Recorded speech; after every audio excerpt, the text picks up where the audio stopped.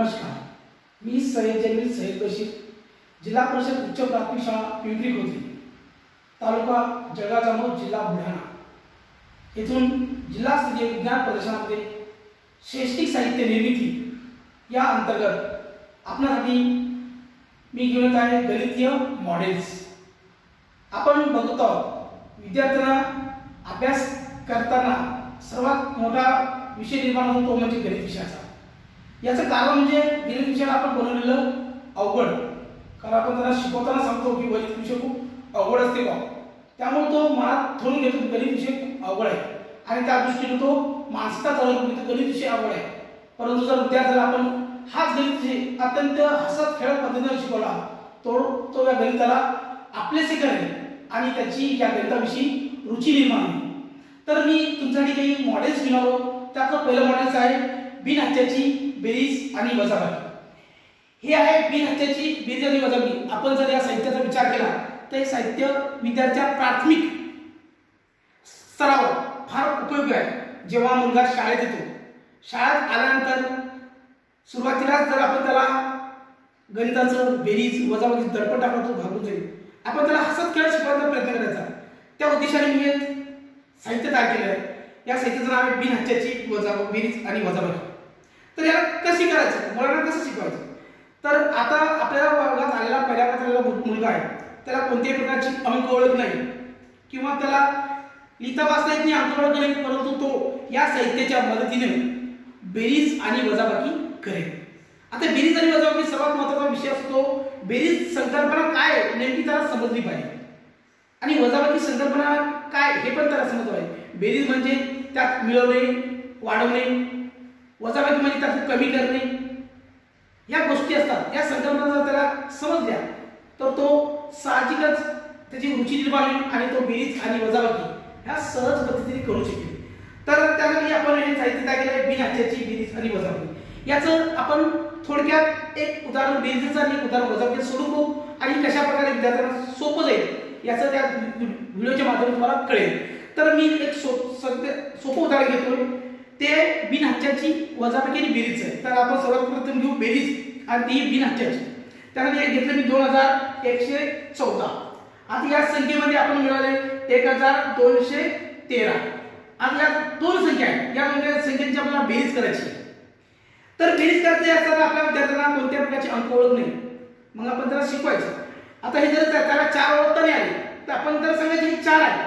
मग आता 4 आहे तर कशी बेरीज करायची, त्याला सांगायचं 4 2114 अधिक 1213 या संख्यांची, या दोन संख्यांची बेरीज आपल्याला या साहित्याच्या मदतीने करायची आहे।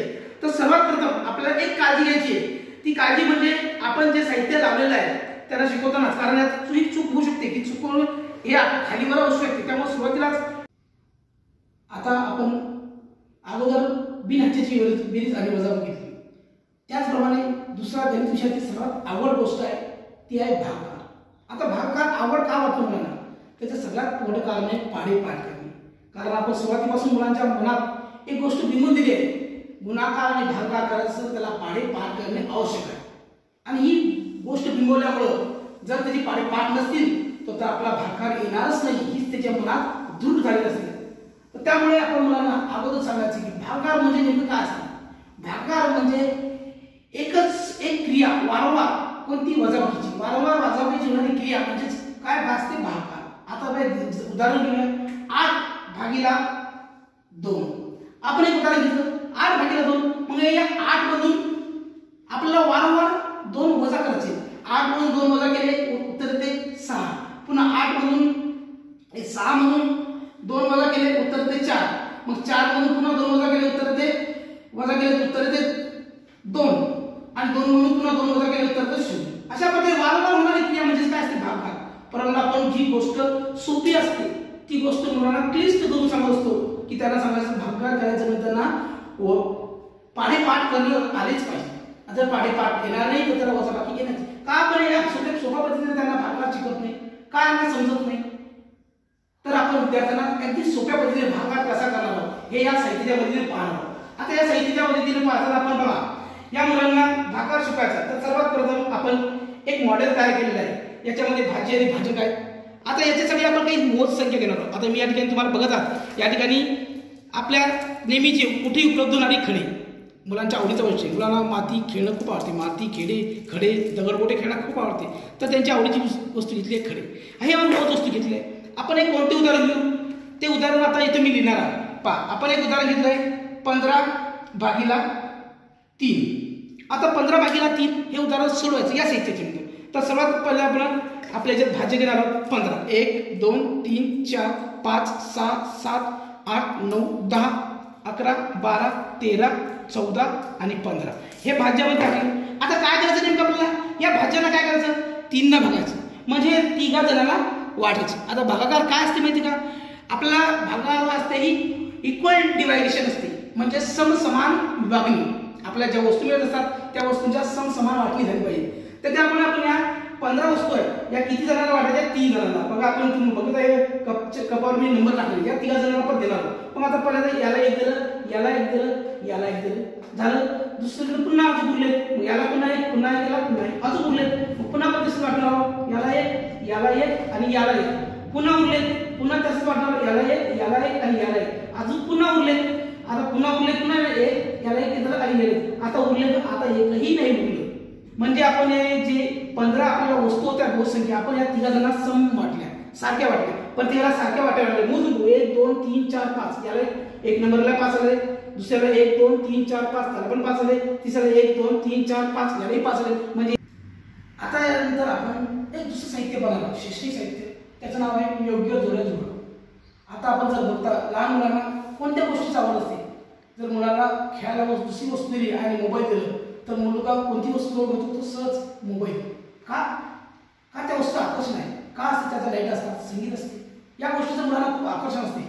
जर याच वस्तूचा आपण शिक्षणासाठी वापर केला तर सहज मुलं शिक्षणाकडे आकर्षित होऊ शकतात. त्या उद्देशाने मी एक इलेक्ट्रॉनिक पद्धतीचं योग्य जोड्या जोडा हे साहित्य तयार केले. तर आपण जर मुलाला एखादी वस्तू घे आणि वाच किंवा पाठांतर करायला दिलं, तर त्याला सहज त्या गोष्टीचा कंटाळा वाटते, आणि कंटाळपणा वाटल्यामुळे त्याच्या स्मरणातही राहते. परंतु जी गोष्ट त्याला खेळत शिकवायला सांगितली, त्याला शिकायला सांगितली, तो सहज ती गोष्ट शिकेलही आणि आत्मसातही करते. अशा पद्धतीचं एक साहित्य तयार केलं, योग्य जोडा जोडा. आता यामध्ये जर आपण पाहिलं तर यापर्यंत एक उदाहरण आपण घेतलेलं आहे. यामध्ये राज्य आणि राजधानी यांच्या जोड्या जुळवायच्या.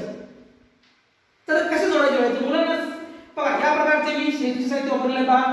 यामध्ये आपण सुरुवातीला पाहणार, या ठिकाणी एक उदाहरण आहे मध्य प्रदेश. आता मध्य प्रदेश आहे, तर याची जोड्या जुळवताना आपल्याला मध्य प्रदेश या 2 टोकापैकी एक टोक ठेवायचं आहे, आणि दुसऱ्या टोकाला आपण शोधायचं मध्य प्रदेश राजधानी काय, लखनौ आहे का, नाही. श्रीनगर आहे का, नाही. जयपूर आहे का, नाही. मुंबई आहे का, नाही. आणि नंतर पाहायचं भोपाळ. या ठिकाणी आपल्याला बघत आहात की या ठिकाणी लाईटही लागत आहे आणि आवाजही येत आहे, येतोय आपल्याला 5. म्हणजे या ठिकाणी ज्यावेळेस या उदाहरणाची योग्य जोडी लागेल त्या ठिकाणी बजरचा आवाज, आणि या ठिकाणी आपण बघत आहात की अशा प्रकारचे या ठिकाणी लाईट सुद्धा लागतात. याचप्रमाणे आपण 2 नंबरला पाहू गोवा या राज्याची राजधानी कोणती आहे, तर आपण लखनौ पर्यंत गेलो नाहीये, श्रीनगर आहे नाहीये, जयपूर आहे का नाहीये, गांधीनगर आहे का नाहीये, मुंबई आहे का नाहीये, भोपाळ आहे का नाहीये, आणि पणजी बा. ज्यावेळेस आपण उत्तर बरोबर येईल त्या ठिकाणी असा बजर ऐकू येईल आणि लाईट सुद्धा लागतील. आता यामुळे काय होईल, मुलांना खरंच यामध्ये इंटरेस्ट क्रिएट होईल, त्यांना आवड निर्माण होईल, आणि सहज ते मध्य प्रदेशची राजधानी शोधण्याचा प्रयत्न करतात, आणि शोधता ते सापडली भोपाळ, म्हणजे त्यांचा तेवढा त्याविषयीचा संकल्प दूर होईल, किंवा मध्य प्रदेशची राजधानी भोपाळ आहे, आणि नंतर त्या मुलांना आपण त्यांच्या वहीमध्ये लिहा किंवा आपल्या ब्लॅकबोर्डवर लिहून घेऊ शकता. त्याचप्रमाणे हे याच पद्धतीने आपण हे राज्य आणि राजधानी झाले, याच पद्धतीने आपण त्यांना मुलांच्या वयोगटानुसार आपण त्यामध्ये बदल करू शकतो. अशा प्रकारचे जर मुलगा पहिल्या वर्गात आहे तर त्याला अ आ इ हे अक्षर ओळख व्हायला पाहिजे. मग अ कशापासून बनते, ब कशापासून बनते, हे शब्द, तर या शब्दांचे सुद्धा आपण अशा प्रकारे जोड्या लावू शकता. या जोड्याच्या मदतीने सुद्धा त्यांना हे शब्द शिकण्यास मदत होऊ शकते, आणि त्यांचा सुद्धा आनंद निर्माण होऊ शकतो. त्याचप्रमाणे जर पहिल्या वर्गाचा पुन्हा विचार केला तर आपण पाहतो पहिल्या वर्गामध्ये असते सारखे आकार जुळवा, मग आपण सारख्या आकाराचे सुद्धा या ठिकाणी अशा प्रकारे जोड्या सांगू शकतो. त्याचप्रमाणे आपण पुढची गोष्ट कॅपिटल लेटर्स अँड स्मॉल लेटर्सच्या जोड्या सांगू शकतो जोडवायला, आणि मुले सहज कोणती बरोबर आहे ती लावून कोणतं उत्तर योग्य असेल ते पाहू शकतात आणि सहज खेळत खेळत या गोष्टी सहज तो